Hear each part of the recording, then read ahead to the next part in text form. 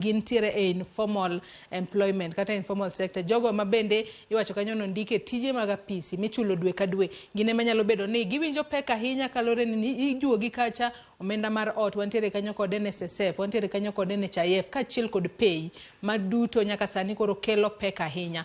To kaka pile nyaka Ramogi Ajwang' e chenro mar Mbaka Oromo watudore kod jofwambo magwa mayudore counties mopogore opogore mondo wawinj ane ni to jopiny to wacho nang'o ahinya odiochieng' ma kawuono mwatwak kotudore kod weche mag usuru. Achiel kachiel adwa ni wadhi nyaka e county ma Homabay. Ali Abich kiwinja ka intiere county ma Homabay, chio nade county ma Homabay kono. To inyalo mana bago nwa twak kod jopiny mar mondo mi wawinja ne pach gi e county ma Homabay kotudore kod medruok e kwan usuru manyaka sani ijuogo jo Kenya. Abich. Erokamano ahinya Joyce Oduor, wayudi makare kwa bira achiel kachiel ka wantiere boma ma Homabay kaendi kama kawuono wabago twak kod jopiny anyato jogo mantiere sectors mopogore, wan gi jo ohala kaendi, wan gi jogo mantiere sector mar boda boda kaachiel kod jopiny modwa losogo kalore kod twak mwadhigo nyime Ramogi TV okinyi ma kawuono kwang'iyo osuru masani koro jo Kenya osebedo ka ywak no obembo gi ndasi kendo osemiyo nengo mar ngima obedo matek mokalo e piny Kenya kaendi Joyce kalore kod osuru momedi e gik mopogore opogore pacho kaendi ma wayudo ka ywak osebedo mathoth ahinya kalore kod wach usuru ma sani ni malo e pacho kaendi kendo osemiyo gigo eko ma oganda tiyo godo kuonde mopogore opogore obedo malo kendo jopiny osebedo ka golo ywak margi kinde ka kinde kalore kod nengo ma sani koro tek e pacho kaendi mobiro kod kalore kod wach mar usuru e pacho kaendi. Achiel kachiel an ka kod riwruok mag jo ohala kaachiel kod jogo eko mamoko mantie sectors mopogore modwa loso godo kalore kod wach mar twak ma ongo Ramogi TV okinyi ma kawuono kwang'iyo kit kaka piny Kenya osebedo ka timo weche mag usuru mare ma jopiny osebedo ka golo ywak margi no obaro gi ndasi kendo miyo ngima tek mokalo e pacho kaendi. Achiel kachiel ibiro chako gi nyingi tinyiswa ni in e sector mane to kawuono wang'iyo weche mag usuru e pacho kaendi kaka ja Kenya ma kawaida ka jadak ma Homabay kaendi. Piny Kenya timo weche mag usuru machalo to bende ka gin gigo koma miyo ngima bedo matek kata ngima bedo mayot ne oganda jo Kenya e pacho kaendi machiegni. Ginyinga iluonga ni Mbaka, jakom mar riwruok mar johala duto ma Homabay County. Ngima tek sani miwuoro to kendo medo bedo mapek. Ne waparo ni President Ruto ne nyalo bedo gi yo mar duoko ngima piny to omede moloyo kaka ne waparo. And wan kaka johala sani wawinjo matek mokadho bang' ka nosemedo fuel kosemed fuel gi atamalo mang'eny.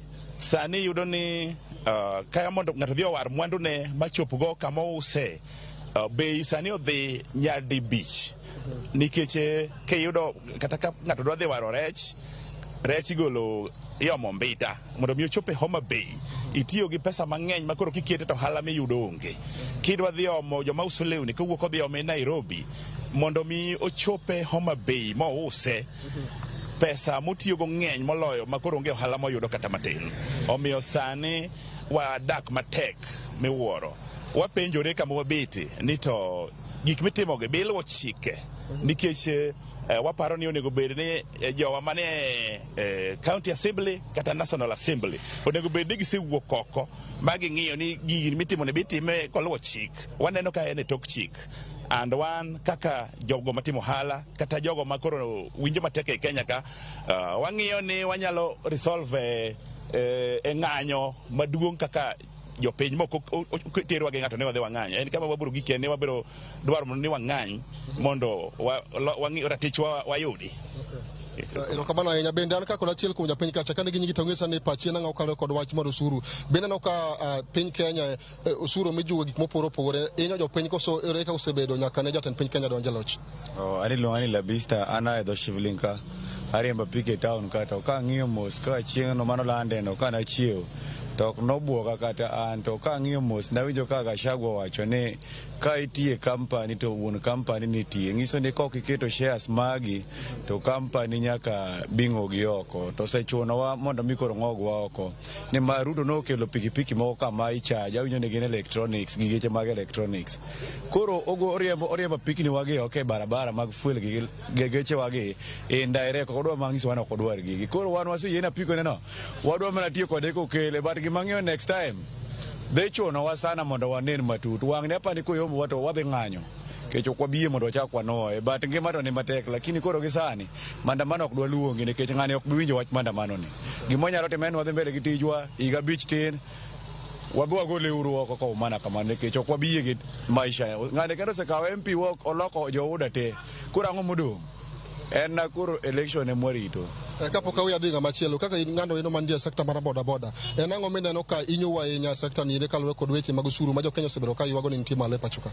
Fuele ma inyowa matek kabisa nikech iyudo kitiyo ng'ato kiro tero kata ka DC ka nitie jok magolo 50 jok magitero ng'isi ni ka chigni ok anyal miyi that amount koro ing'eni samoro inyowa to bende town service koponi en chini sana beda 50 but koponi idhi kaka ot raburu bende bedo 7 to jowagi moko ok winji koro bende wakonyore both sides sera kod customer bende okonya mondo at least kiny achaka adoka go fuel mondo adhi kamoro ambinde bende an ka kod achaka negi nyigi ting'iswa ni pari mano ma in go kawuono kaluwore kod wang'iyo ni jo-Kenya ywak ni osuru obembo gi gin kuonde mag mineno ka piny Kenya inyogo jo-Kenya weche mag osuru e pacho kaendi? Erokamano Ali kuom miya thuolo mar wuoyo gi jopiny jogi nyikwa Ramogi Ajwang' kamoro amora ma gintie. Gi nyinga iluonga ni Michael Kojotieno. An jakedo ne ratiro mag oganda to kendo wasebedo kwaluwo wach mar taxation kata ushuru mar piny Kenya. Wasebedo kata kwatemo dhire nyaka e doho, doho be nowite oko kaka na wuon nabedo third petitioner to doho nodire oko. Koro gima daher wacho ni level mar taxation mar solo osuru e Kenya ni malo saidi. To sama obedo malo ni to wang'iyo ni to kanye gi kanye ma taxation nie malo mamiyo ja Kenya ma ordinary japiny winjo pek mar uchumi. Namba achiel en ni taxation mokete fuel levy kama joma omodhi moa e pinje maoko kaka ji wawinjo gi dho ngere iluongo ni oil barrels gi a e pinje maoko. Usuru ma jogi tiyo godo joket mwandu manigi mago biashara mar mogi kogologi kocha kokelogi Kenya ka nyaka ka usuru from the port. Koro yudo ni policies ma Kenya Revenue Authority oketo mag solo usuru gi ni malo saidi nikech ka barrel mar mo idwa kawe gi pesa mamalo kabisa. Chuni ni ng'ama dwa uso mo ni e Kenya ka imbe nyaka igo bei mang'oa bei mamalo. Mano mo mineno ka osuch waking'iyo kidieny mar mo e Kenya ka ing'iyo Tanganyika ting'iyo Uganda ting'iyo Rwanda gi Burundi. Ibro yudo ka we are not okwan piny motwe yani landlocked country to bechwa mar mo ni malo to piny ma is landlocked to beche mar mo ni ang'o ni piny. Wan kaka jolony wasetemo mwafwenyo gimoro ni taxation moketi ne jonyiew modhi kwa e pinje maoko e ports ma Kenya waka wantie gi appetite mar uchuru kabisa nikech sani ndike ng'iyo Mr. Ali ibro yudo ka taxation level kata mane supermarket kidonjo ka shivling kikaw receipt ETR miyiecho nicha ibro yudo ka commodities oket ni 18%. It means ni 18% atamalo 18 ewi 100 kigo gi siling 50 koponi ni dhi nyiew toothpaste kata mana toothbrush ibiro ka pesa ma serikal dongo no ni malo to gima poko address ma inyowa e Kenya en issue mar double taxation. Achulu usuru supermarket achulu usuru Huduma Center ka dhi nyaka ng'adi another fee. So yudo ka Kenyans level mar taxation ni malo kabisa ma inyogi. Sector mar ariyo be ma kama wantiere gi issue en kar basic commodities gik makonyo jopiny e yore gi mag chiemo gik machalo kaka wheat flour, maize flour, gik machalo kaka mchele gi sukari. Kuonde go be onego bed ni giduoko taxation level, serikal onego bed ni duoko ne joma import these commodities makonyo raia, oket ne gi bei mamalo, iduoko ne gi bei mapiny. Otherwise gima daher tieko godo daher wacho ni onego bed ni wajumbe wa all members of parliament including county assemblies gi council of governors jo onego bed anena piny to wang'ini to fuok mage manitiere e kidienje mag taxation aito then obeda debate nekech kisomo article 201 on public finances principles mag taxation onego bed no bedo shared equally. Wajumbe chamo pesa ma can sustain their taxation level to ordinary Kenyan ok nyalo yudo pesa ma contains taxation level momiye gi serikal. Erokamano ko jo bende matin ka watieko nyingi en ang'o to twak paro mane men go kalwe ko twak mang'iyo ka jo-Kenya ywak ni osuru obembo gi pachi en kalwe kod twak modhigo nyime Ramogi tivo kinyi makawuono. Erokamano Mr. Ali an iluonga ni Tomboya mokwongo asebedo kaseywak kabisa ndalo mang'eny to gima wiya ok nyal wil kapok awacho en the level mar arrogance ma leaders ma wanitiere go. Waseywak kaka jo-Kenya kaluwore gi weche mag pek mar ngima kendo pek mar usuru to onge ng'at machiko ite ne jo-Kenya. Anyalo paro ka winjo ka minister ma trade the Honorable Moses Kuria wuoyo nomiya bedo kod buok kabisa kaka ja-Kenya ni bende gik mwawachogi bende idhi timgi kaka wawacho, nikech wasewache again and again ni gima tek ne japiny mondo mi ging'i yo ma ginyalo duoko godo osuru ni piny. King'iyo kata mana korka weche mag pur, gikelo fertilizer, to fertilizer ni gichak gimedo kendo osuru kendo ewi gik ma itiyo godo kitimo godo weche mag pur. Koro gini miyo ngima hostil pod ok nyal dok piny, pod wabiro mana bedo ka waywak. Adwa wacho ne leaders mawa, gini en responsibility marwa waduto kaka jo Kenya kendo kaka jotelo mawa mwayiero. Wan kod jotelo mwaseyiero mwaketo mbele. Wawinjo mana ka MPs mawaduogo mana go koko e liete to gidhi mondo giwuo motegno e National Assembly. Koro wakwayo gi kaka MPs, wakwayo the president of this republic ni giyie mondo gichik itgi ne japiny. Japiny owedhi ka japiny inyore to wan kod jotelo mawayiero. Yes. Aneno ka wach moro ilika madara ka chiel to kapok watieko pache nango kalro ko tok madhigo nyimo kinyi makawuono. Erokamano, an gima dwa wacho ni ok understand sirkal ma wantie godo ni endi, to nikech gik matimore, nikech kata mana gik moko yudo ka ikelo kata mana Kenya ka ni fertilizer. To fertilizer ok nyal timo, cham ok nyal timo maber gi fertilizer ka onge pi. To aparo ni onego bed ni ng'iyo the right things first. Kenya wa kaendi weche mag pi osebedo ka theke kabisa.